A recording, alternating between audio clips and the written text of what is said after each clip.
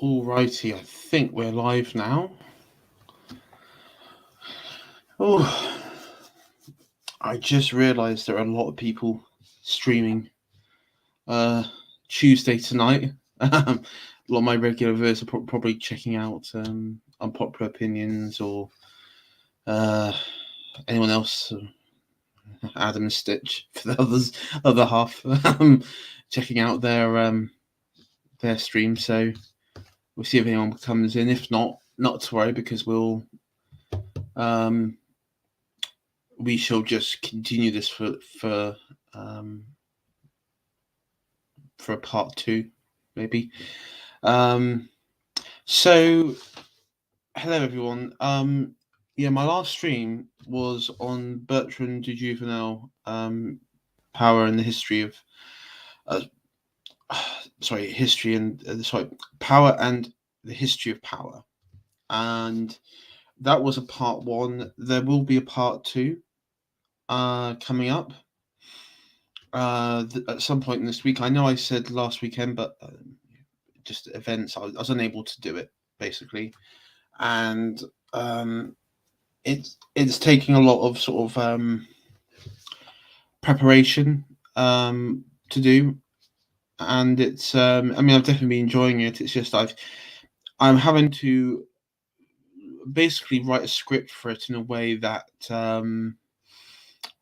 won't come across incoherent when I'm sort of reviewing it and explaining it and sort of developing on ideas. So that's what I'm sort of working towards at the moment. So this is just a pretty chilled out stream for tonight. I was going to cover the situation going on in certain communities. We've seen from Carl Benjamin of the Lotus Eaters, aka Sargon of Akkad, sort of going on the what's happening in the 40k Warhammer community, surrounding much of the ideology there. We've also been there's also been sort of focus on recent days and with other communities like Doctor Who and what have you. But I'm going to be talking about the Star Wars because for me personally, I know people like Jaws and Carl Benjamin and all those sort of guys, and even John Cavalier, who's been on, who I'm, we're all pals with. They're quite deep in the the Warhammer, let's say, community. Honestly, I'm not. Maybe it's because I never got into it or what have you, but I just never got into it, and so I have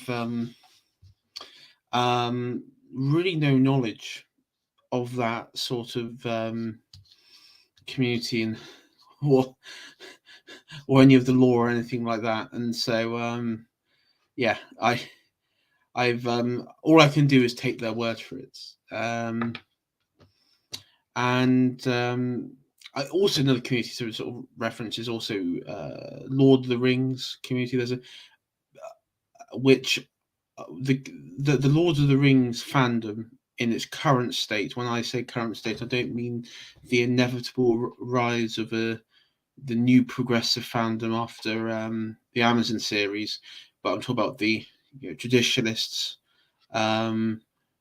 people like your Nathan Hoods and Apostolic Majesties and people in that sort of Tolkien fandom who will probably be horrified with what's going to come out from Amazon, and it's going to be completely bastardized as a franchise like the rest of them. But that's what they got to look forward to, and it's a very sad situation for that to happen. I don't know if it's happened with Lion Witch and the Wardrobe or any of the Narnia Chronicles yet, but no doubt that probably happened at some point. But yeah, so we're talking about the Star Wars one. It's quite an interesting one, actually, the Star Wars one, because um, it it didn't. It started really, I guess you would say, with the sequels, and sorry, let me reframe. So the reason why I'm focusing on Star Wars particularly tonight, as people may know, there has been various from well, since it's been bought by Disney. There's been several projects, different Star Wars productions. So you've had, like, of course, the Mandalorian, which is the most known one, which has been sort of the flagship for Dave Filoni and John Favreau, who were the most um, liked, I guess, in the Star Wars slash Disney Lucasfilm network, mainly because Dave Dave Filoni, it was mentored and worked under George Lucas during their times on the Clone Wars, when it first started. So he spent a lot of time under George Lucas, learning the ropes of Star Wars and what made Star Wars Star Wars. And so that's probably why, he can produce great Star Wars content which feels like Star Wars, but then um, it does not necessarily translate to all the other projects that come out from that. And so a good example would be Nathan Hood's here. Hello, Nathan. Yeah, so just I don't know if Bilbo is here. He might be here as well. Um, but yeah, so Nathan, we've been talking about I guess the Star Wars franchise and why it's failing, and um, and there's been a bit of a controversy in this community recently over the recent Kenobi show. There have been several leaks, and I guess if, like yourself, Nathan, or people listening later on, if they're interested in watching it and don't want any spoilers, I recommend um, sort of switching off now from this, um, because I'm going to have to mention a leak which is kind of integral to what I'm here to discuss. So if Nathan or guys listening afterwards do not want to hear this, I recommend switch away now. I'll give a few moments, because we're going to be going into what potentially could be a spoiler. It's, from my understanding, it's pretty solid information, which really does affect not just the prequels but also the originals. All right, so Nathan wants to hear it. Okay, so I've given you all moments notice, so we'll head into this. So the Kenobi series is set 10 years after the events of Revenge of the Sith, right? Okay, and it's set around around Obi-Wan, obviously Kenobi series. It set his time on Tatooine, and he's at this point. Luke Skywalker is 10 years old, and he is I guess you say guarding him from a distance. And one thing that, and this goes back to Legends, is that Obi-Wan in the Legends, in the Obi-Wan novel, he is pretty much he's actually guarding him from like 100 miles away in and complete other sort of near enough the other side of the planet of Tatooine. So he and then there's like in the novel actually I think is really good, and I'll get onto that in a bit why it's a really good novel. But so in this we have that's the backdrop. So the leak is this character who you see on screen here. Her name is Reva, and she is part of the Inquisitors. Now, the Inquisitors were added, I think, after when Disney just bought Star Wars, and I think it was in the Rebels or something like that, and they are effectively force using ex Jedi's, mainly Padawans and Temple guards, who were not granted the title of the Sith, but operate as Star Wars Rebels had Inquisitors. Yeah, I thought they had in the Inquisitors thing. They're not they're not Sith Lords, so they don't really mess with the rule of two, but they're like maybe like acolytes or some sort of, or the Inquisitors are like a weaker version of Sith, basically. And yeah, so this is them. You have like the main Inquisitor who also features on this. Who he's Utapawan. Now, if you remember in Revenge of the Sith, what an Utapawan looks like when Obi-Wan goes to Utapau to hunt down General Grievous, and he meets. They look very much, I guess, in a very particular way as George mentioned it. And then if you look at the race with the head Inquisitor, they look nothing. It looks like a really weak fan-made variation of it. So the leak is the leak is what happens at the end. So what we know from this leak is that Obi-Wan leaves the planet of Tatooine for whatever reason. We don't know the exact reason, but maybe something to do with Leia, maybe something along those lines. And this is the killer. In the leak, we find out that basically what pushes the story is this character on screen here, Reva. She goes through this enlightenment, let's say, where she thinks back to her own time being as when she was a Jedi Padawan before Order 66, how that she was taken away from her family and went through the training, which doesn't really make any sense because forget Anakin for a second. Most of the children who are taken from their parents are taken at such a young age for the reason that they don't hold a resentment or longing to return. They're taken really, I think, in the canon terms, they're taken as near enough infants.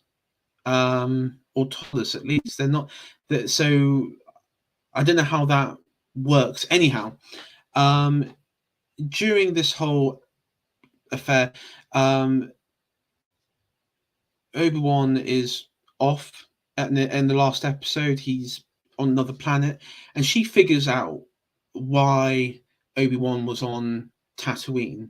What was he guarding on there? And then she discovers that Luke and Leia are the twins of Anakin Skywalker, aka Darth Vader. And so she goes while Obi-Wan is off planet. She travels to Tatooine to the Lars.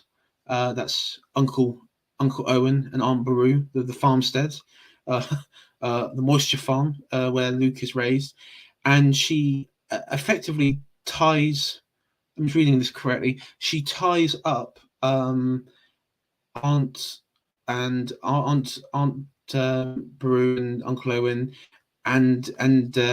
or subdues them. I think subdues them both, and Luke at the same time, and she's holding them basically at prisoner with red lightsaber out, and holding them at bay. And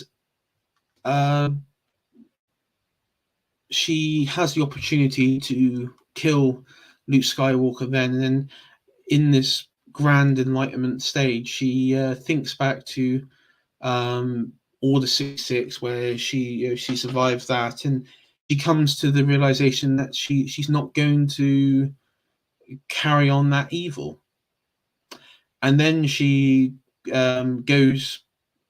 She leaves the planet. She frees them.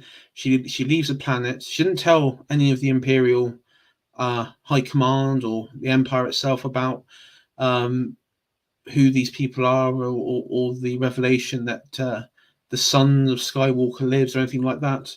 But she goes back to Darth Vader straight away, and he just asks you what went down on that planet, and she just basically says, "Well, I found Obi-Wan and I defeated him," and he goes, "BS, I wasn't able to defeat her," and then he cuts her down, and that's it.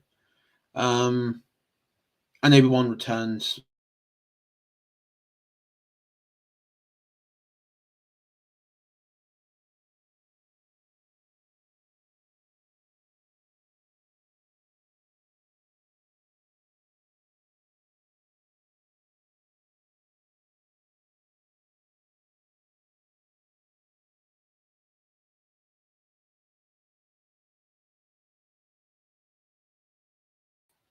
Hello, hello, yes. Sorry, I don't know what happened then. I think it just StreamYard just crashed. Okay. Um yeah, so that Darth Vader kills her. Obi-Wan returns to Tatooine, and I guess uh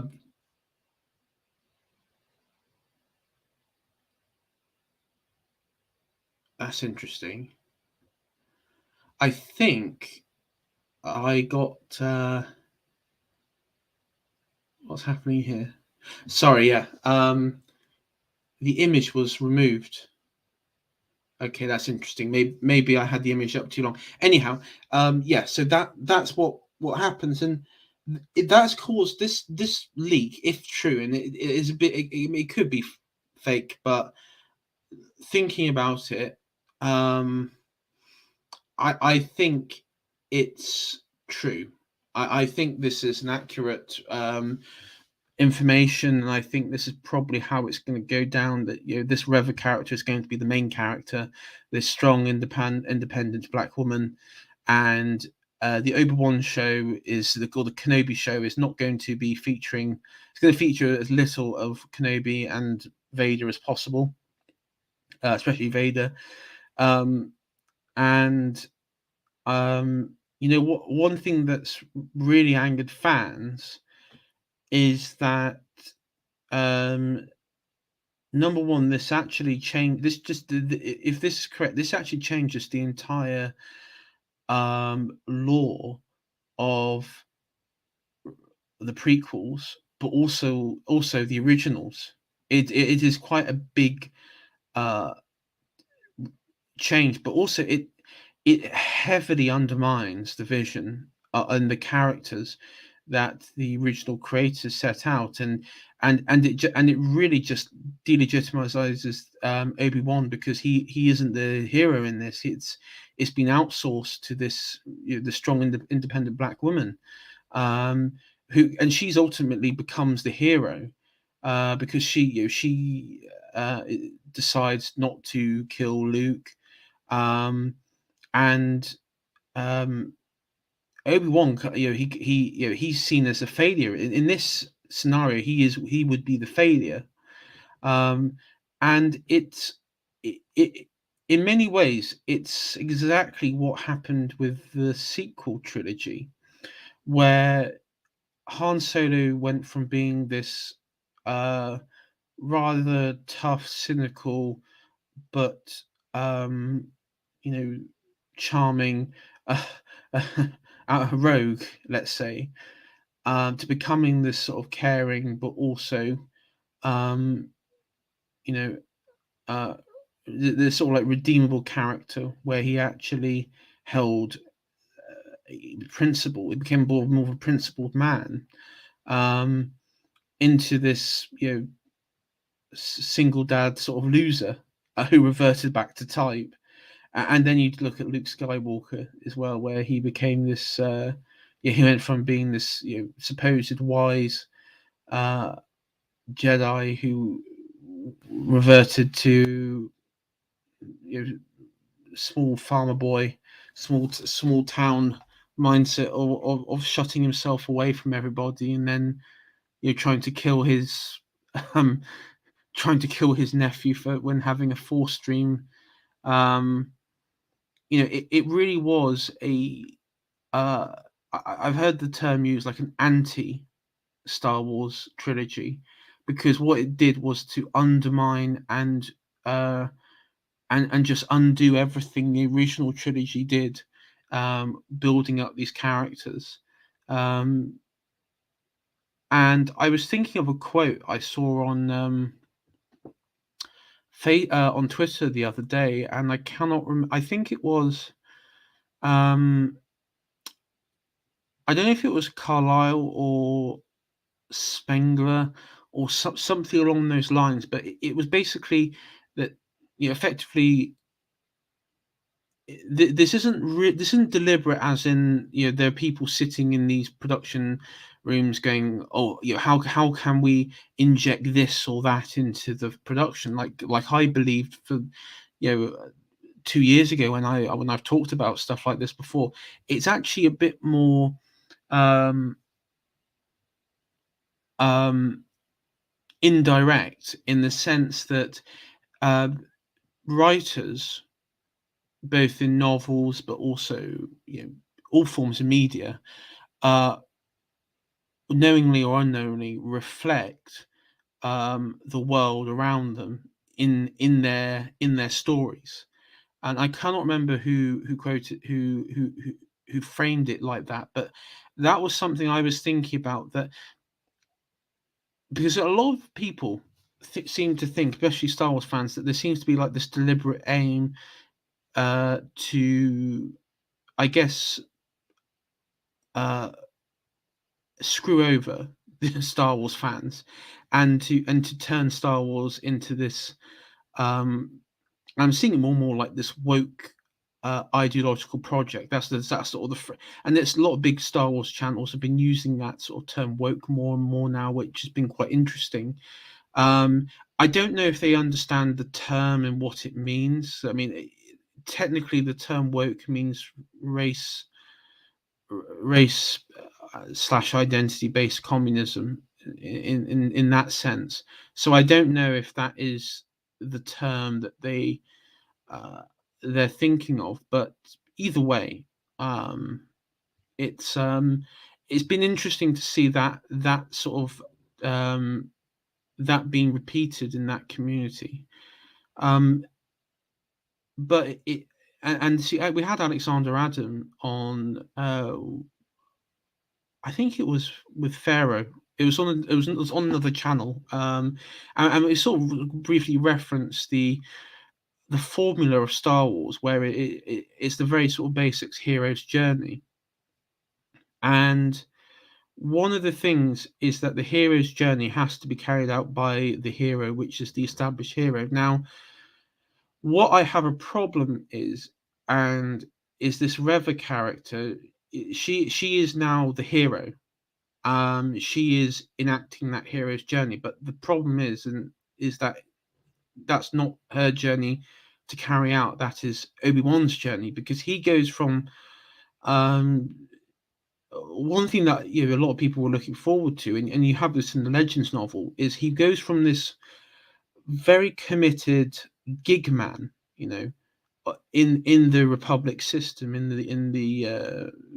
the sort of Republic Jedi network, um, of this established order, where he isn't really in touch with the transcendent. He has that teaching from Qui-Gon about the living force and being mindful of, you know, the spiritual needs, not just the spiritual needs of all living things, not just the sort of thinking of high politics all this time. um, and so that does play into some of his values going up, and sort of installing it into Anakin and what have you. Um, but overall, he's still, you know, ingrained in that culture of like your Mace Windu's and what have you. I mean, like Mace Windu is like the gig man of all gig mans going, and he, I mean, in many ways, I would say Mace Windu is like if you want to think of a managerial type, he is that. He has no time for the prophecy when Anakin is brought before the council, because he just dismisses it out of hand, and he tries to there's like this uh, attempt to rationalize it as like this not much of a deal, and doesn't trust it because he doesn't trust the spiritual aspect of the Jedi Order, which is that of the religious aspect. Um, and that's ultimately one of the reasons why I think the Jedi Order and George Lucas sort of referenced this. That is that they ultimately lose faith in themselves, along with the Republic, and so they don't know what they are. And of course, the Sith being that being Palpatine and his network, they know what they are and they know what they want, and so it goes back to that thing: you have a organized minority against a disorganized um, community of groups. I mean, we all know who's going to win in that. It's going to be the ones that are organized. So, and so from that, Obi-Wan, he is in exile on Tatooine, and you see him spend effectively the exile. He's meditating, trying to connect with Qui-Gon from like when he did with Yoda when they were on that moon where at the end of Revenge of the Sith. But Qui-Gon doesn't speak. This is in Legends that I'm talking about, by the way. But I think it'd be nice if it was canonized, because it could be, because this happens like as soon as he lands on Tatooine to look after Luke, and while Luke is still an infant, he he sets up shop along the is it the Dune Sea or something, where you see his house in New Hope. And while out there, he's trying to he watches Luke from afar, but the story doesn't really concern Luke in this novel. It's really about him, and he's surrounded by this. We got this oasis, which is owned by uh, this sort of single mum whose husband was killed in Tusken Raider attack, and she's got like these two teenage kids, son and daughter, and I think her name's Amelia Cardwell or something like that. And then you have like this this like militiaman who's like the head of this regional militia of moisture farmers, who, because there's all these farmsteads in the area, and they all go to this this oasis, which is like a cantina plus shops and everything. And he sort of becomes ingratiated in their lives.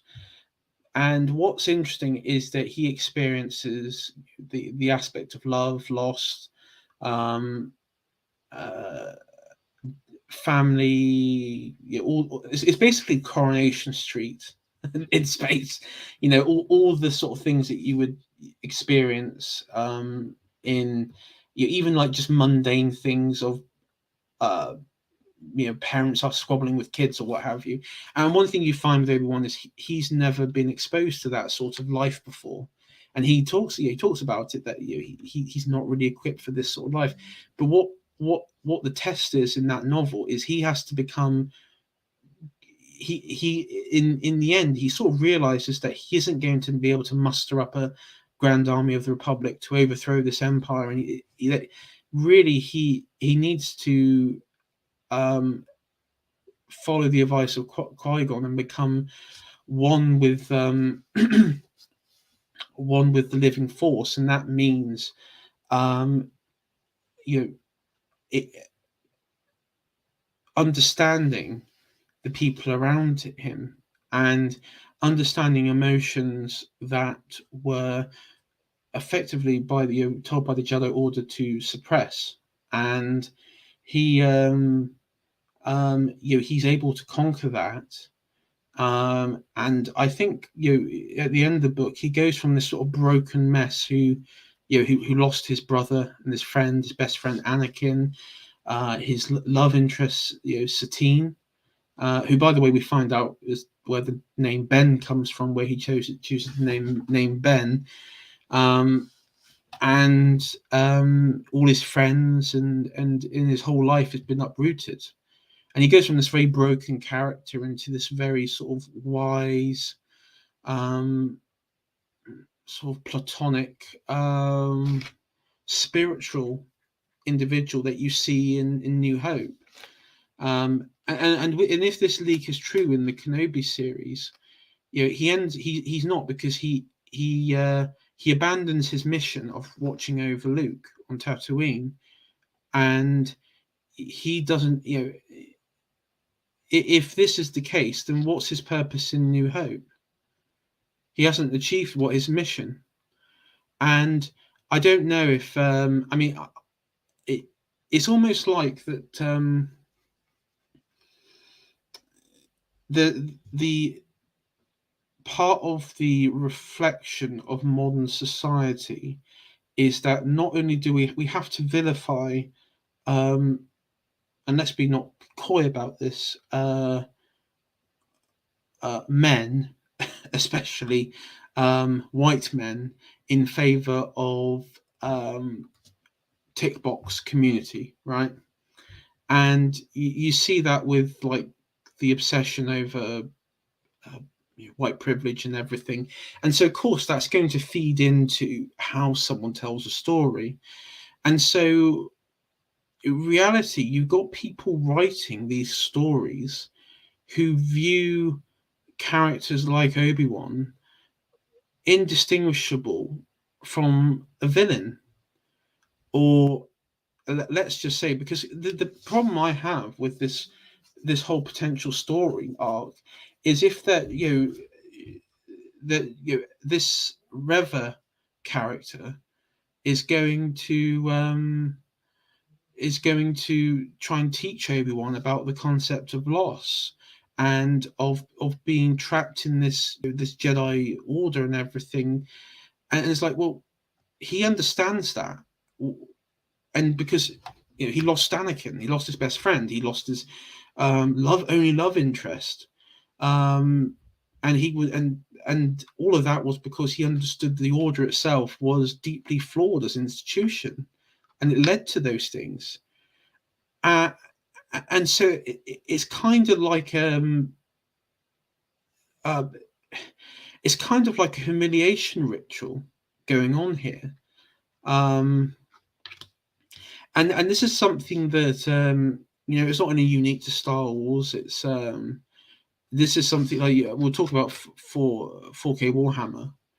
Where the Steam Workshop is like disavowing what is it? Disavowing the Empire of Man faction, or whatever the sort of, that sort of militaristic faction, for being autocratic, authoritarians, or something like that. And it's like, well, yeah, but in the time and place, they're the only is either that or aliens that rape and slaughter and pillage and everything. So yeah, I mean, in that scenario, they're not the evil faction, because they're not acting out of they're not acting irrationally in that scenario. And it's same in this. I mean, you can say the Jedi were flawed, and the um, Republic institution was deeply corrupt and um, hypocritical of its own nature, and that the Clone Wars itself was a I mean, we know that it was all set up by Palpatine, so it's kind of immaterial. But we know it was a phony war from the start. But the point is, those themes have already been explored, well, we know that. But what they're doing is like it's kind of like they're justifying the position of the Inquisitors because the Jedi took them at a young age, which then ruined their lives. And that is the theme that I think you could argue that is interesting and definitely want to follow. But then at the same time, I mean, we know that they can leave the Order at any point. They can leave. As adults, from my understanding. So I don't know. What for me is that it just highlights a massive fu, because you've Obi-Wan is no longer that wise Merlin figure that was set up for us in the originals and in the various novelizations and everything. And this new character has now taken that role. And again, if this rumor is correct, then I think it's just going to highlight another thing that we're seeing all too often in entertainment, and why really that there's nothing, everything new that's coming out is just destined to fail, because it doesn't resonate with people. But a lot of people can't really articulate why it doesn't resonate. I mean, they could say woke and everything, but the problem is a lot of those progressive types will then just turn around and say, "Oh, you don't like her because she's black, or you don't like her because she's a woman," and that's the sort of like shielding defense mechanism that, or the sort of Mott and Bailey argument they use, where they can sort of defend their position, and that's not it. It is it, but it's not it. The problem is that we know that character there, this sort of this character Reva, is the reason that she is important. That we know the highlights of importance is because she's a black and female. We know that because these people have constantly talked about the importance of representation.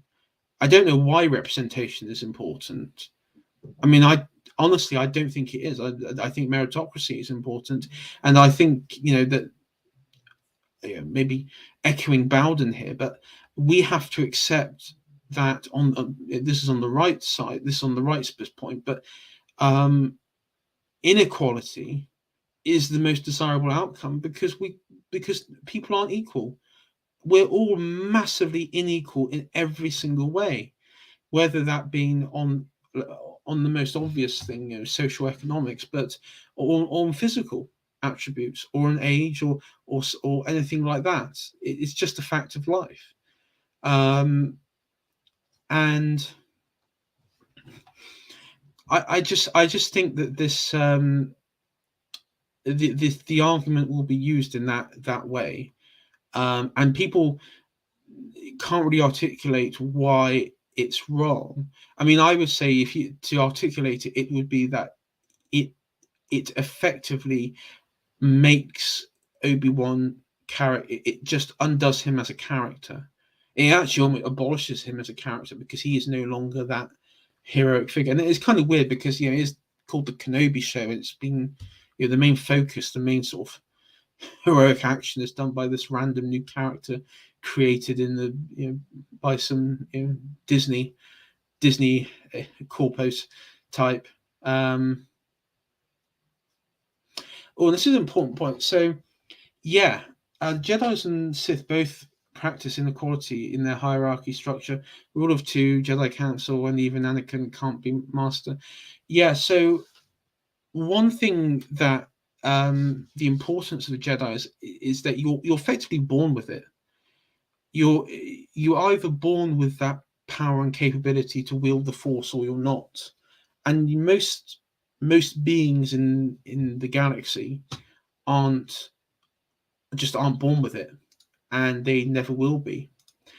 But with the Sith is actually even more exclusive than the Jedi, for the one reason. And then there's a good quote in, I think it was in the Pelagus novel, where he tells this young Palpatine,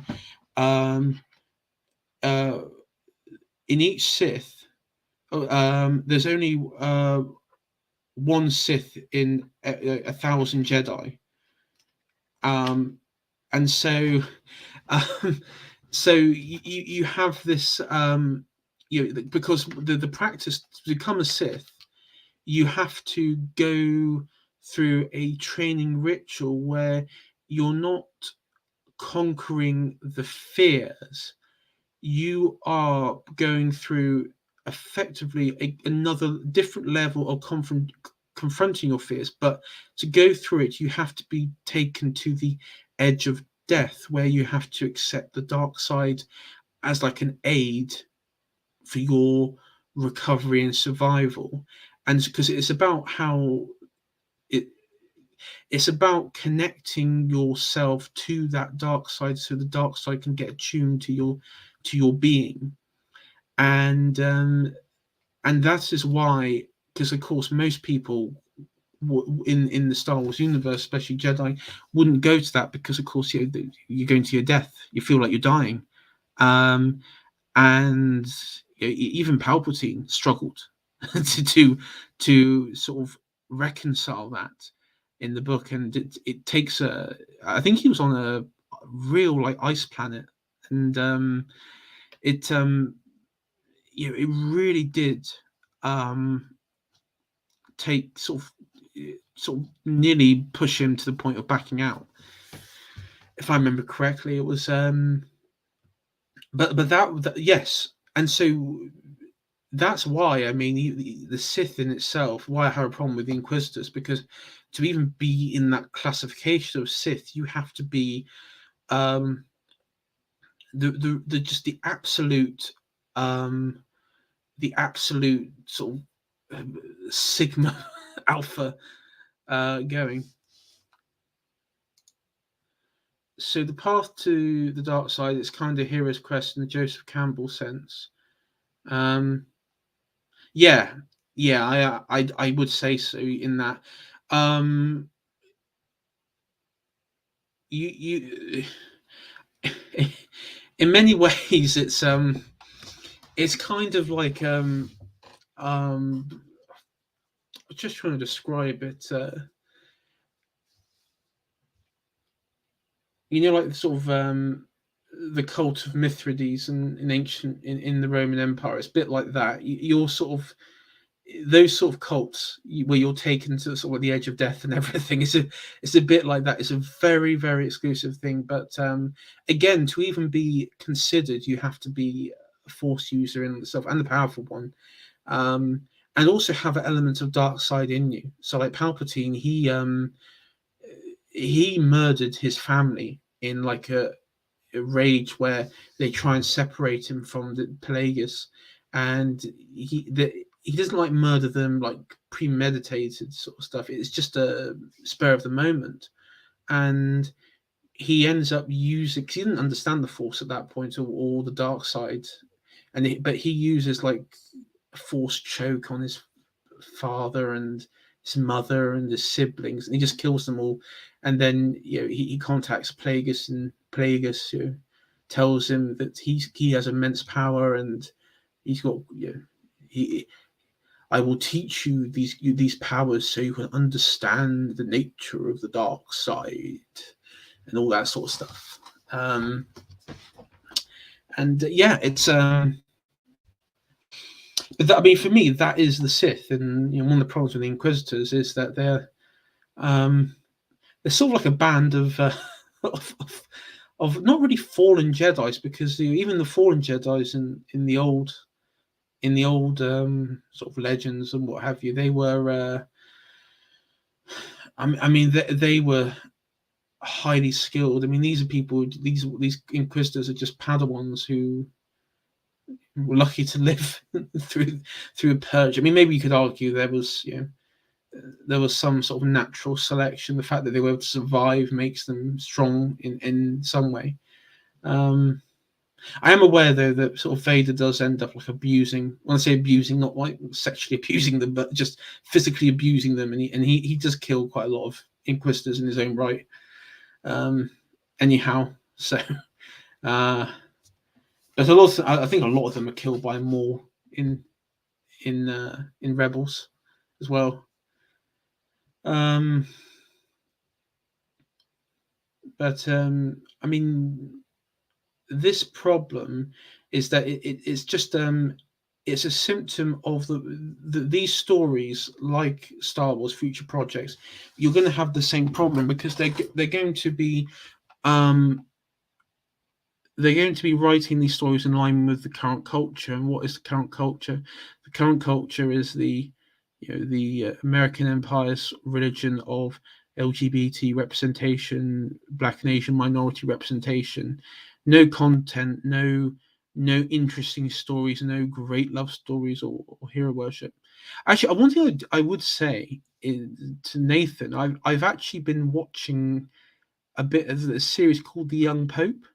It's been out for a few years now, and one thing that I find really interesting is on the topic of being exclusive, is that his argument is that the Catholic Church, when he comes in, he says that effectively we're no longer open. This church is shut. We're not when someone knocks on the door, we tell them that there's no one home. And that with their sort of goal is just devotion to God, devotion to the transcendent sort of spiritual needs of the institution, the church that they work for, work within, I should say. And um, he then goes on to say, because that sort of devotion, he wants to, being sort of disconnected, it would create sort of mysticism around what they are, what they do, and then it will create sort of great love stories, fanatics, and it will strengthen the nature of the church, where it's not like this sort of where they do have uh, a code, a value system, where it isn't interchangeable between um, you know modernity, liberalism, or whatever order exists, that the fad of the day, let's say. And in many ways, the Jedi Order, they kind of they do this because they are disconnected. But the problem is they are disconnected from the people, but they are connected to the system, in that the Republic. So they're not they're exclusive, but they are like an exclusive. They're kind of like the Church of England in many ways. They're sort of they're attached to the political whims of this entity, and so they don't fulfill any spiritual or needs that they were set out to. They end up just becoming a wing of in that case the Republic, or in this case the wing of the government, um, and whatever the sort of line is today. I think we're getting 48 minutes so far.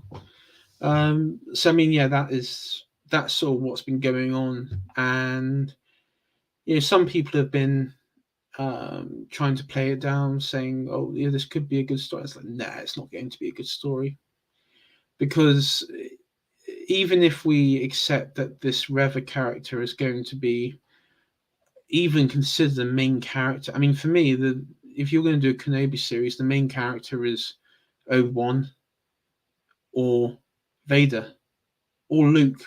I mean, that's your three choices. Either you're going to tell it from Luke's perspective as a 10-year-old, Obi-Wan's perspective, or Vader. That's it. That's all you got. Because if you're just going to create like, otherwise it's going to be you might as well have the Inquisitors episodes, to be honest. But I mean, I'm not holding out much hope for this. It sounds terrible. If that is the case, and I think it's going to, a lot of people who are fans, still fans, are probably going to just check out that franchise now. One thing I have noticed, because we've myself, Nathan, and Apostolic Majesty, Columba, and a lot of people are fans. I would say sort of fans and of the Elder Scrolls games, and I will. I mean, there has been some like pos activities in the Elder Scrolls. Um, um, there has been some like pos activities in the Elder Scrolls, but it hasn't really been that noticeable. And in many ways, it's been so far, touch wood, quite immune from progressive politics. Um, I would say, I mean, I don't know about Fallout. I haven't played Fallout 4, so I wouldn't. I know that there was some like things about like slavery and such and that, but I wouldn't know about that. But I know with the Elder Scrolls, one thing that I think's been rather interesting. It's been somewhat consistent since like the early 2000s. I mean, the only thing I'd say about it is it probably has been uh, a bit more PG friendly, um, with like the recent games. It's been sort of not what it's been a bit dumbed down, but also just PG friendly. Yeah, so a lot of critics see Skyrim as a exploration of white male fantasies, based indeed. I think one of the interesting things about Elder Scrolls is that um, whoever, and this is actually quite important, because I did want to mention this because there is a stream on Nathan Hood's channel where we went. It was a birthday stream, and it was like a Lord of the Rings quiz, and it was with myself and Apostolic Majesty and Nathan as our host. And one thing I was sort of doing a bit of background into the creation of the lore and the stories for Elder Scrolls, and it was actually started on a Tolkien Lord of the Rings fan subreddit who were creating obviously what would become the Bethesda and the Elder Scrolls series, but they really were coming up with the lore of the history, and it was very much from that sort of Tolkien-esque inspiration.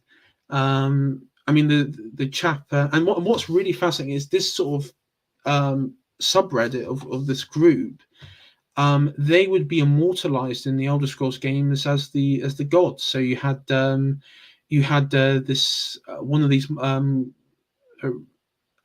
forum people. Her name was Maria. So she would become Mara, and then you had the chap who his username was Smaug, but his initials was AK. And I can't remember. I think he passed away though, several years ago. But he was, of course, immortalized, being the sort of dragon symbol, and he was one of the leading mods on this subreddit. He became, of course, Akatosh. And then you had Stendar, who was actually a username of one of the content creators. So all the gods in the eight divine. Okay, I'm going to start a raging debate. Then I just said eight divine. The eight were these sort of Tolkien fans who formulated this world.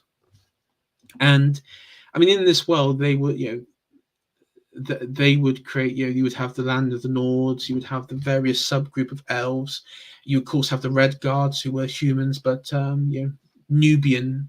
A lot of it was like Nubian, Moroccan style, and so I think because of that, you couldn't really redefine what a Nord was, because the lore behind it was so what was so sort of absolute, and also you had the Red Guards as well. So it it it's quite interesting when you see these.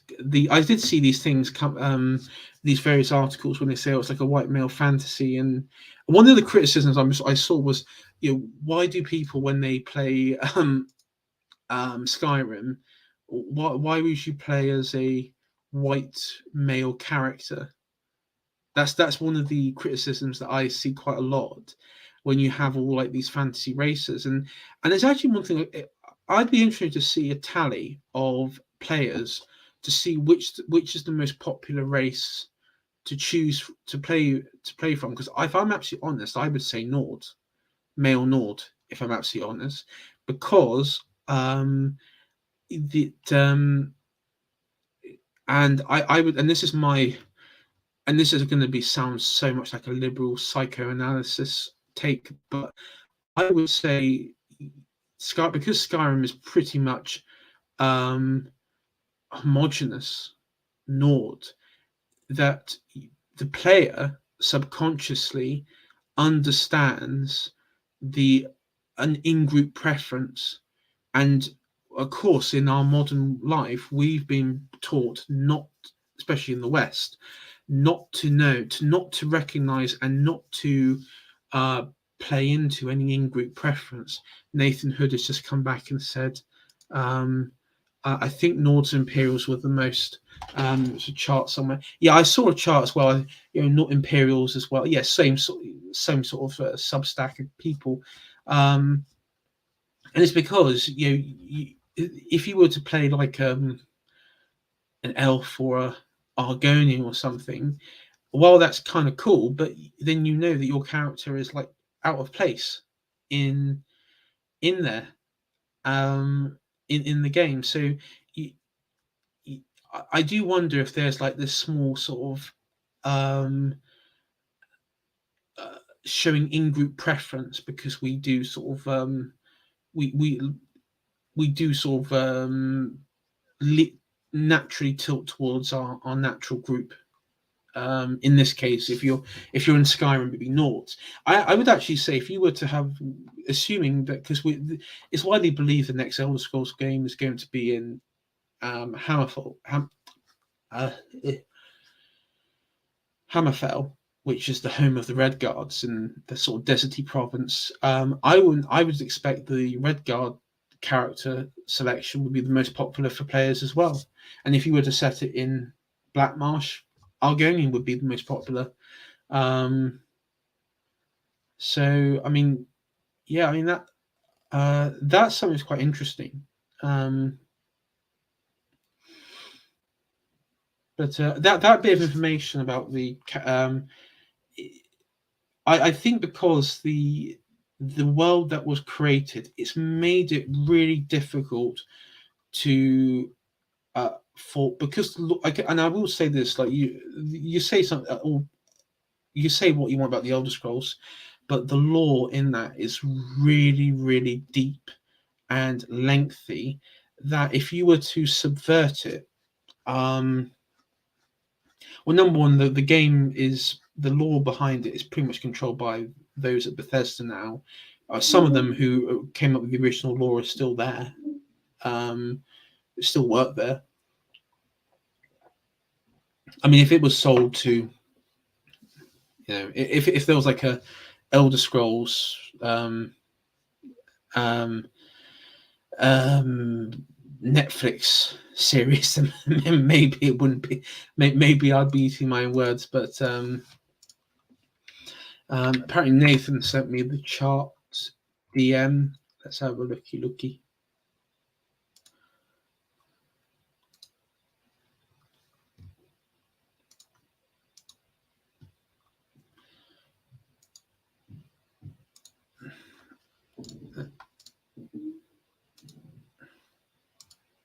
Here we go. So what we have here is breakdown of which race did you choose, and um, yeah, the most popular overall would be um, Nord, and then sort of followed by Breton and Imperial. The Breton one's quite interesting because that is the reason I would say Breton is higher is because a good portion of the game is set in one of the provinces, which will be very important coming up in a discussion that we'll have on this channel. Will be the Reach in Skyrim, because of course in all the other provinces in Skyrim, it's sort of the natural indigenous population is the Nords, but in the Reach it's the Reachmen, but they're basically Bretons in the Grand Master Plan of things, that they are Bretons in that sort of in that aspect. Base Forsworn, yeah, and ultimately the Forsworn is a faction within the Reachmen hierarchy. There are many different Reachmen groups that have existed throughout its history, and they're based. I mean, they are basically the Elder Scrolls Taliban. They're sort of undefeated group, and there was even in the Second Era there was Reachmen under this one called the Black Drake or something like that, who united the Reach, both the Western Reach in High Rock, but also the Reach in Skyrim, and marched into Cyrodiil and created the Longhouse, which is the Longhouse dynasty, the empire, which lasted for 3 generations. I think it was so even they had like a emperor on the Ruby Throne, and yeah, it's so because in the game in the Elder Scrolls, it's very much the warlords are the ones that are successful, which is really interesting because it's kind of like BAP, like Bronze Age Pervert, wrote the script for these games.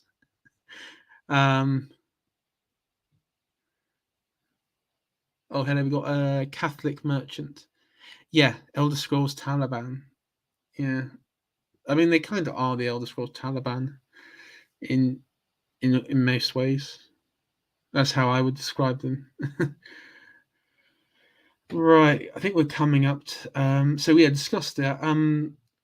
Well, do ask me any questions. I'll just close this window down. So, is anybody watching now? I think we've got 4 people watching at the moment. Got Nathan, got Catholic Merchant.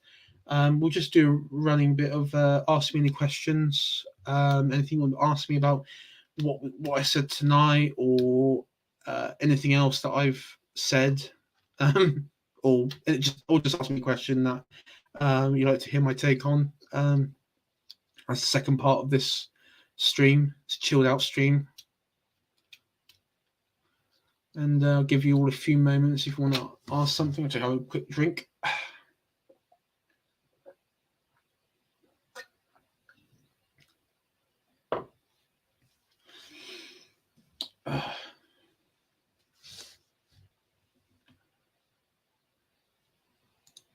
There we go. Got one from Nathan Hood. What are your views on integrating with technology cyborg future? So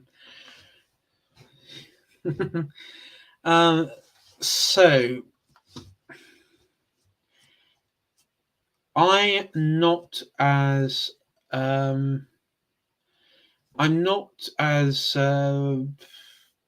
excited as some with like Anglo-futurism and the technology future. I mean, I'm really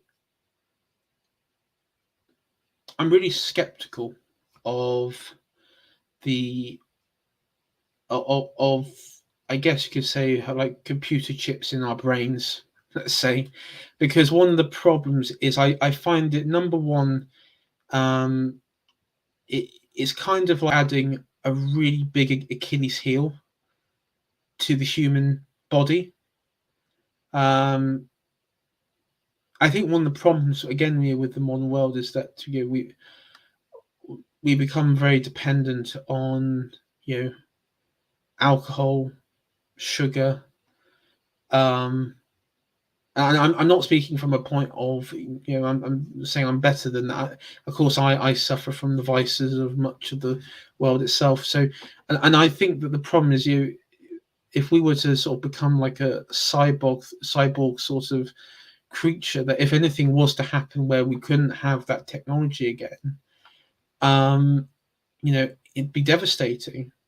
We need to be more connected with nature in that. And I'm not going to like the extreme example of we'll run around wheat fields and laugh as traditionalists. That not talk about that, but I think that technology itself can bring. I mean, we know, for example, that looking at a computer screen or a screen on your phone can cause severe eye strain, or using a mouse on a keyboard can cause nerve problems in the wrists.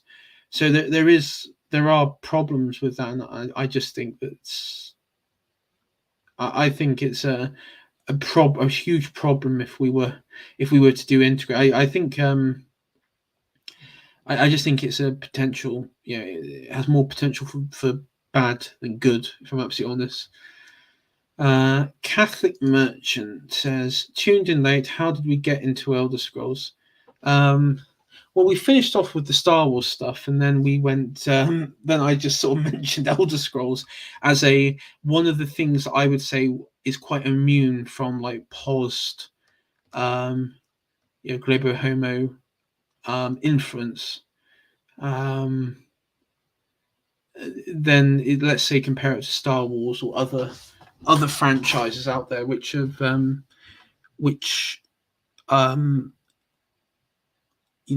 I would say that have alienated their fan base. By the way, the last Elder Scrolls stream was really enjoyable. Thank you so much. It was great. You enjoyed it. We've got another one coming up in June, but I'll let you guys know about that, and when it gets sooner towards that time. But that should be good. Should be good indeed. And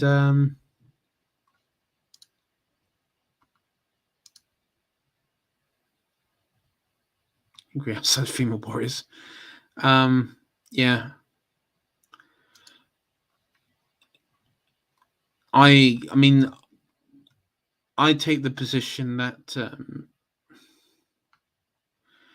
that you I mean, it depends what you want to do. I mean, in the Elder Scrolls universe, there's kind of like this equalizer where, okay, you could have like this 7-foot Nord with a battle axe, but then you could have like this 4-foot, 5-foot female elf who can wield like amazing magic.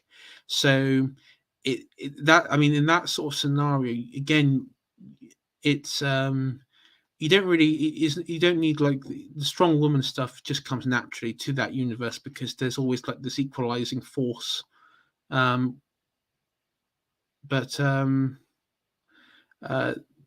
Nathan. Have a good evening, and I'll see you later.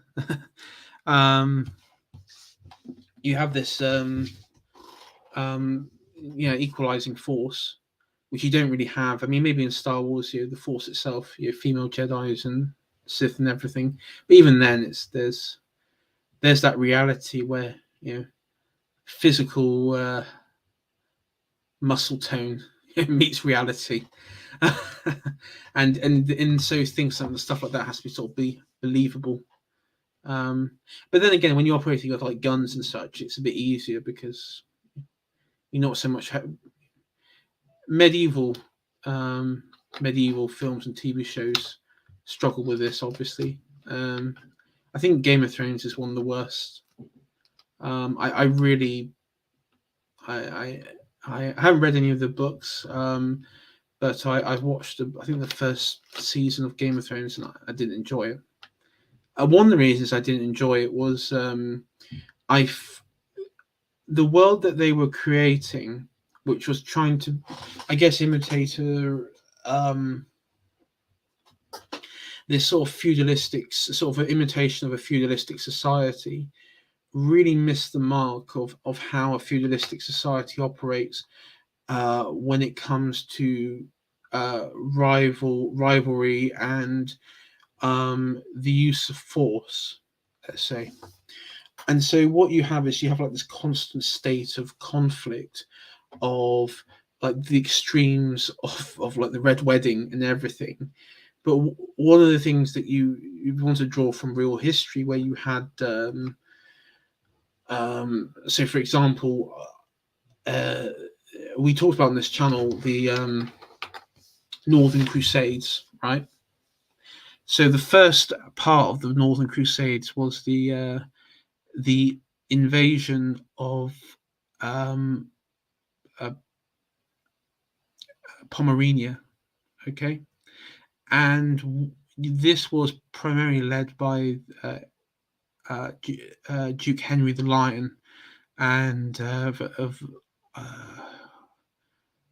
I want to say it's like Hanover, around up that region, and during that conflict, the idea was it was to basically subjugate the local prince, the pagan prince and nobility and the people, and to bring them into the Christian fold. But of course, at that time, a lot of the Germanic and the Frankish nobility were using this crusade as a chance to um, I guess territory expansion, and what happened in that was that there was huge criticisms from the church, which at the time was extremely powerful, and so it wasn't, and so many of these noblemen faced severe societal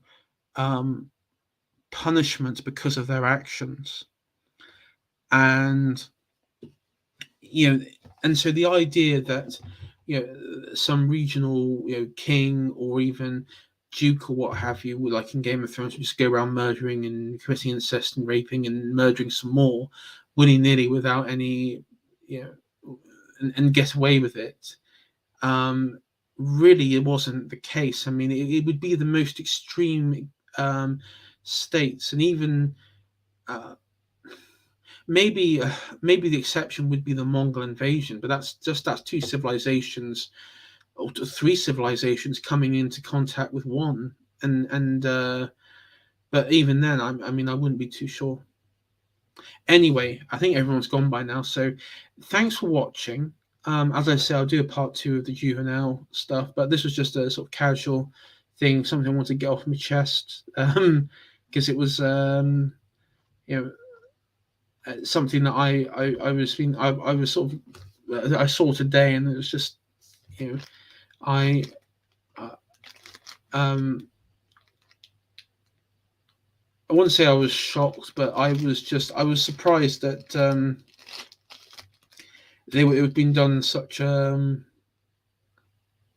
sort of careless way. I thought they'd be a bit more subtle with their sort of agenda on this, but I could be wrong. This stream could turn out to be completely unnecessary, but at the same time, the leak itself, I think it's going to be true. Anywho, thank you so much, everyone, and I will see you next time.